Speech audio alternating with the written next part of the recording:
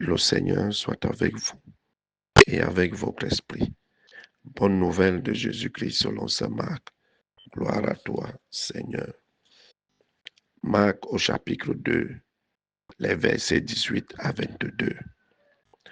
En ce temps-là, comme les disciples de Jean le Baptiste et les pharisiens jeûnaient, on vient demander à Jésus, pourquoi alors que les disciples de Jean et les disciples des pharisiens jeûnent, les disciples ne jeûnent-ils pas? Jésus leur dit, les invités de la noce pourraient-ils jeûner pendant que l'époux est avec eux? Tant qu'ils ont l'époux avec eux, ils ne peuvent pas jeûner. Mais des jours viendront où l'époux leur sera enlevé, alors ce jour-là, ils jeûneront. Personne ne raccommode un vieux vêtement avec une pièce d'étoffe neuve. Autrement, le morceau neuf ajouté tire sur le vieux tissu et la déchirure s'agrandit. Ou encore, personne ne met du vin nouveau dans de vieilles outres, car alors le vin fera éclater les outres, et l'on perd à la fois le vin et les outres. À vin nouveau, outre neuve. Acclamons la parole de Dieu. Louange à toi, Seigneur Jésus. Bien-aimés de Dieu, chers frères et sœurs en Christ, loué soit Jésus-Christ. Loué soit le saint nom de Jésus-Christ. Bien le bonjour à tout le monde. Ce matin, nous débutons une nouvelle semaine, un nouveau jour, un nouveau départ, de nouvelles résolutions avec le Seigneur qui doivent guider notre semaine afin de nous permettre de nous rapprocher de plus en plus de notre Dieu. Nous devons savoir que le but de notre pèlerinage sur la terre, c'est d'abord notre sanctification, notre salut, le salut de notre âme. Parce que tout ce que nous avons à faire ou nous aurons à faire, nous devons garder à l'esprit que c'est d'abord pour la plus grande gloire de Dieu et le salut de notre âme. Voilà ce qui doit motiver toutes nos actions, tous les actes que nous devons poser au quotidien, les actes d'amour, les actes de charité, pratiquer les œuvres de miséricorde en vue du salut de nos âmes, en vue du vivre ensemble, les uns avec les autres. Dans le livre de Samuel, nous voyons le rejet du roi Saül. Pourquoi Saül est rejeté? Saül qui a été oué par le Seigneur, qui a reçu l'onction de Dieu, à part le prophète Samuel, et aujourd'hui le même Dieu qui a choisi Saül et là où le rejette et ne veut plus de lui comme roi. Tout simplement parce que Saül a désobéi à la parole de Dieu. Avec Dieu, pas d'obéissance. C'est lui qui élève, c'est lui qui rabaisse. Et la désobéissance est le résultat de l'orgueil. Parce que c'est l'orgueil qui produit la désobéissance. Alors, ça ne sert à rien, comme dit Samuel à Saül. Les offrandes, les holocaustes, les sacrifices que tu as faits au Seigneur, ça ne sert à rien si tu désobéis à sa parole. Ça ne sert à rien. Avec Dieu, on ne marchande pas. Dieu ne peut pas être corrompu par nos prières, par nos offrandes, par nos quêtes, par nos dons à l'Église, par tout ce qu'on peut faire si nous n'obéissons pas à sa parole. Le Seigneur a dit à Saül, va combattre les Amalécites, extermine-les. Au lieu de le faire simplement comme on lui a dit, il capture le roi, il s'accapare des biens, il se les partage avec ses gens et il offre certains en sacrifice au Seigneur. Et pendant que Samuel essaie de lui faire comprendre sa faute, lui, il veut se justifier. Et gonflé d'orgueil, n'est-ce pas, j'ai même offert au Seigneur sa part sur ce qu'on a pris. C'est souvent comme ça. Quand on ne veut pas voir le mal que nous faisons ou dans lequel nous vivons, on veut toujours justifier ce mal. On veut toujours montrer par A plus B que l'acte que j'ai posé est bon. Et pourtant, ce n'est pas bon. Ça n'obéit pas à ce qu'on attendait de toi. Alors, Samuel va dire à Saül assez. Le Seigneur ne veut plus de toi comme roi. Et par la suite, nous allons voir que le Seigneur va choisir David. Parce que Saül n'a pas obéi comme il se devait à la parole de Dieu. On vit presque le même scénario qui s'est passé au jardin d'Éden.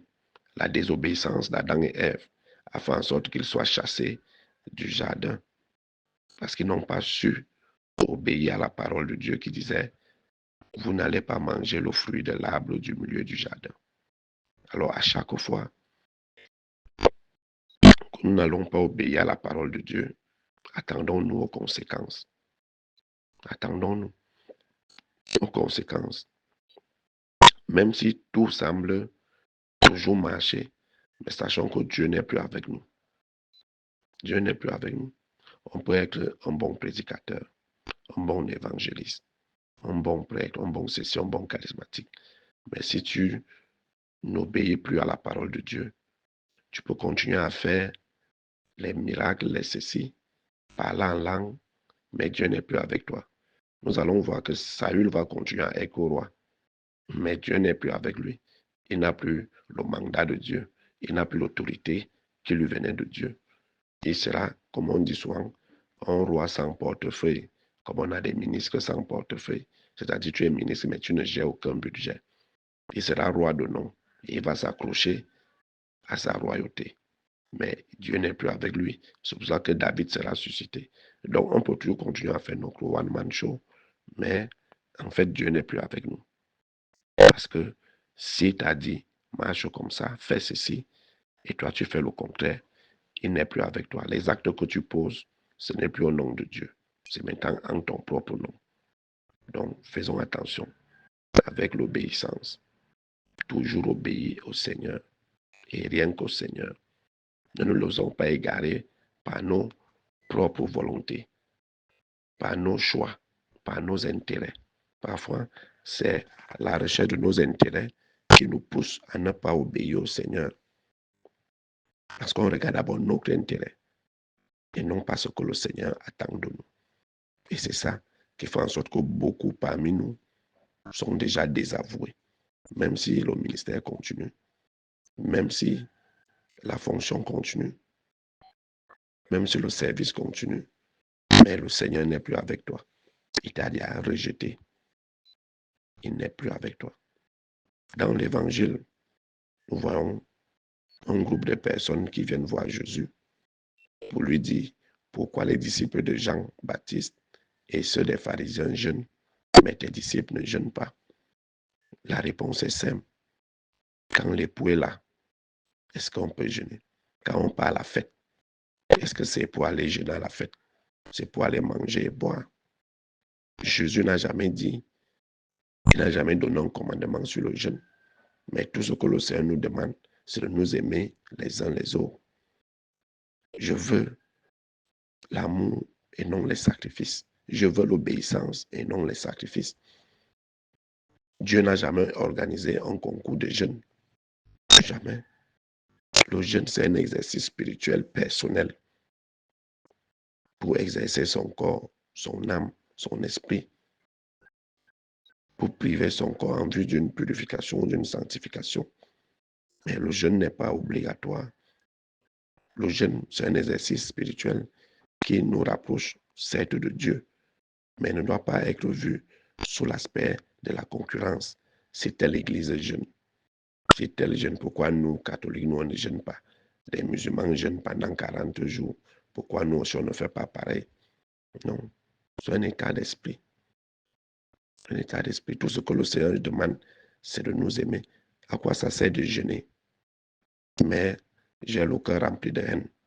À quoi ça sert de jeûner, mais je déteste mon frère, ma soeur? À quoi ça sert de jeûner, mais je n'obéis pas à la parole de Dieu? Je ne respecte pas les commandements. Je ne vis pas la fraternité. Je ne mets pas en pratique l'amour du prochain. Le jeûne me sert à quoi? Et nous comprenons la position de ceux qui viennent poser la question à Jésus. En fait, ils ne sont pas ouverts au changement, à la nouveauté. C'est pour ça qu'ils restent cantonnés sur leur position. C'est pour ça que Jésus va dire, on ne raccommode pas un vieux tissu avec un tissu neuf, parce que le neuf va déchirer l'ancien. Il y aura cette friction-là entre les deux tissus. On ne met pas le vin nouveau dans des vieilles ougles. On va perdre et le vin et les ougles, parce que les vieilles ougles ne vont pas supporter le vin nouveau qui est encore en train de se fermenter. Ça va faire éclater, la pression va faire éclater les ougles. C'est pour dire qu'il faut qu'on apprenne à être ouvert au changement. Et ce changement, c'est aimons-nous les uns les autres. Pratiquer les œuvres de miséricorde. Les jeûnes, les sacrifices, les holocaustes, les offrandes, les dîmes et ceci ne servent à rien si je n'aime pas mon frère, si je n'obéis pas à la parole de Dieu, si je ne marche pas selon les commandements. Tout ça ne sert à rien au Seigneur. Donc apprenons, ça ne sert à rien de dire je jeûne, je fais ceci, je m'abstiens, je ne bois pas, je ne mange pas, moi je suis. Mais comment est-ce que tu vis avec ton frère, ta soeur? Comment tu le considères? La pratique de la loi de Dieu. Est-ce que tu obéis au Seigneur? Si tu ne le fais pas, laisse donc ton jeûne, laisse tes sacrifices, tes offrandes, tes holocaustes et commence à obéir à la parole de Dieu. Commence à mettre en pratique les commandements. Aime ton frère et ta soeur. Alors ton jeûne trouvera tout son sens. Tes sacrifices trouveront tout leur sens et seront agréés par Dieu. Sinon, ça ne sert à rien. Ça ne sert à rien de montrer aux gens que toi tu jeûnes, toi tu fais ceci, toi tu es comme ça. Mais au fond, ton cœur est rempli de haine et de méchanceté.